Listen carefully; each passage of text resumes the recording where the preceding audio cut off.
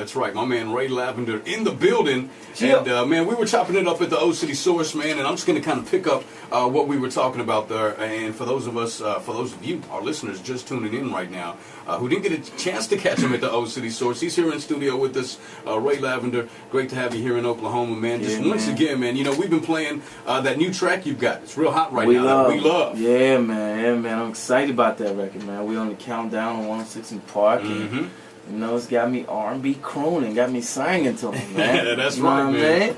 That's right. Now, how long have you been doing this now, Ray? It's been a minute. It's been a minute, man. I started when I was younger. I started in a group. We had to deal with Electra Records. And then I signed with Akon and released the single "My Girl Got a Girlfriend." Right.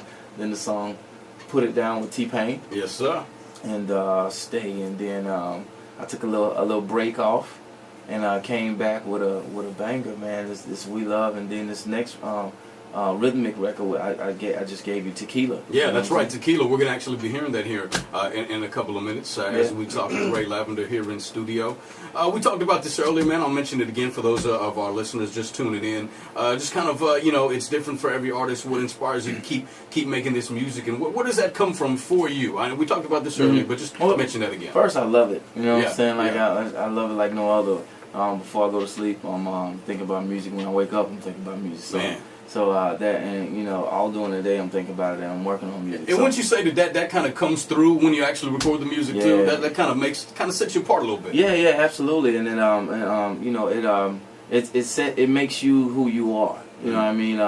Nobody's Ray Lavender because I'm Ray Lavender. Right. You know what I mean? Right. And my thought patterns a little different, and my creativity is a little different, man. And they say all artists are weird, and I say and I kind of agree with them a little bit. Right. But it's weird in our own little genius way. Right. You know what I mean? Exactly. And my records, in my records, you can hear, like I make sound effects with my voice, which I could clearly probably do with a keyboard or go on the software and get the sound effect. But I'd rather do it with my voice because I think it sounds more better and authentic. Definitely authentic, and you're not gonna find that duplicated anywhere else. Absolutely. You know what I mean?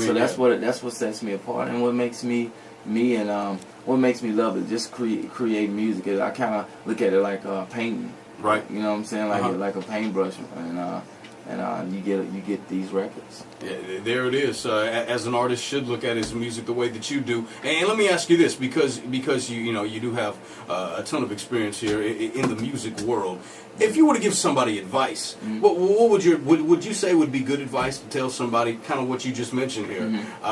Do you don't try to sound like this? Try to say, because if you do you, that no one else can do that. Right. Absolutely. Right. Set yourself apart.